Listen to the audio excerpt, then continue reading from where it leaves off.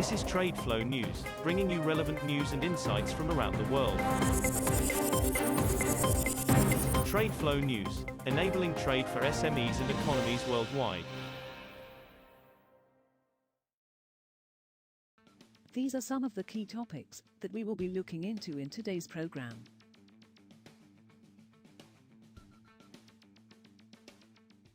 First, let's take a look at the overnight headlines which are impacting the commodity markets.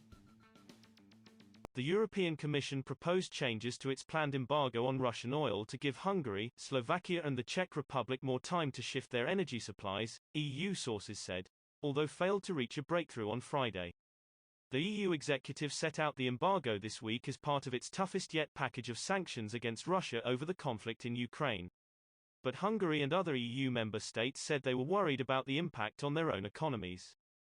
The tweaked proposal, which EU envoys discussed on Friday morning without reaching an agreement, would give the three countries help to upgrade their refineries to process oil from elsewhere and delay their exit from Russian oil to 2024, the sources said. Asian spot liquefied natural gas, LNG, prices inched up this week as market players fear prices might skyrocket if the European Union imposes a ban on Russian oil and Moscow reacts by halting gas supplies to the continent. The average LNG price for June delivery into Northeast Asia LNG was estimated at $23.90 per metric million British thermal units, MMBTU, up 40 cents from the previous week, industry sources said. European gas prices have risen recently amid ongoing concerns over possible cuts to supply from Russia, which provides around 40% of the bloc's gas. Moving on to the top news in the energy sector. Almost half the shortfall in planned oil supply by OPEC and its allies is down to Nigeria and Angola.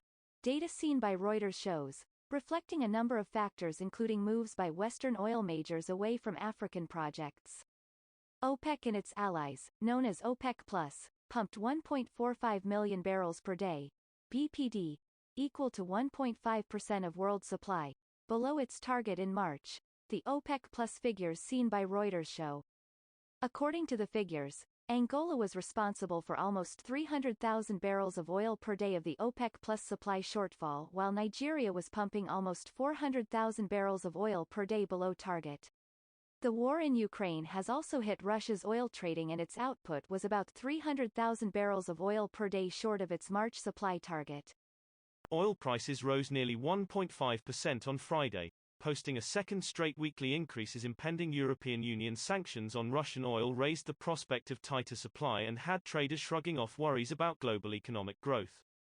Brent futures rose $1.49, or 1.3%. To settle at $112.39 per barrel. U.S. West Texas Intermediate (WTI) crude climbed $1.51, or 1.4%, to end at $109.77 a barrel. In the near term, the fundamentals for oil are bullish, and it is only fears of an economic slowdown in the future that is holding us back, said Phil Flynn, an analyst at Price Futures Group. Next, we have the top news in metal markets. Saudi Arabia's Ministry of Industry and Mineral Resources said it has secured $6 billion for a steel plate mill complex and electric vehicle battery metals plant as part of plans to lure $32 billion of investment into the mining sector.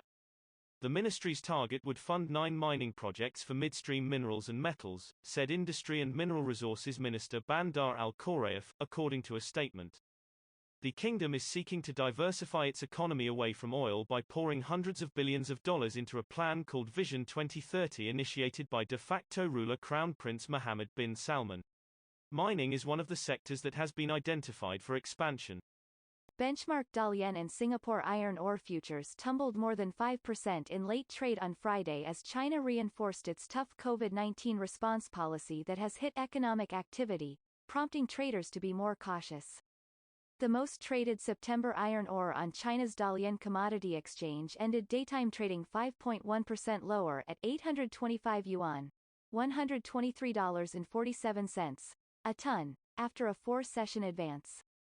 On the Singapore Exchange, the steelmaking ingredients most active June contract fell 5.4% to $137.45 a ton by 0726 GMT, putting it on track for a 5th weekly loss.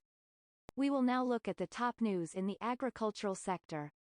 Nearly 25 million tons of grains are stuck in Ukraine and unable to leave the country due to infrastructure challenges and blocked Black Sea ports including Mariupol, a UN Food Agency official said on Friday. The blockages are seen as a factor behind high food prices which hit a record high in March in the wake of Russia's invasion of Ukraine, before easing slightly in April, the FAO said on Friday. Ukraine had been the world's fourth largest exporter of maize, corn, in the 2020-21 season and the number 6 wheat exporter, according to International Grains Council data. That is all for today's news on commodity markets. Stay tuned to TradeFlow News as we continue to provide you with more updates. We also invite you to follow us on Twitter at TradeFlow News, which allows you to watch our program on your mobile device or desktop to receive information from there.